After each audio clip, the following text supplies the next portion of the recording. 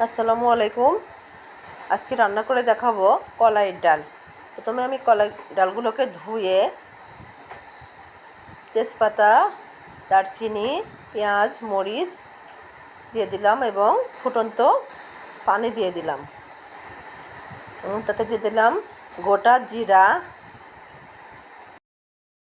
আদা এবং এলাচ গুঁড়ো। ডাল ফুটে সিদ্ধ হয়ে এলে লবণ এবং হলুদ দিয়ে ঘন্ট করে নিলাম এবং তাতে দিয়ে দিলাম ফুটন্ত পানি। পরিমাণ মতো পানি দিয়ে দিলাম এবং ফুটে উঠলে ঢেলে নিলাম এবং কড়াই পরিষ্কার করে তাতে দিয়ে দিলাম পেঁয়াজ কুচি এবং ভেজে নিয়ে দিয়ে দিলাম জিরা, গোটা জিরা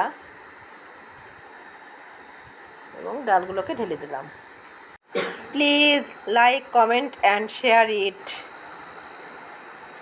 আল্লাহ হাফেজ।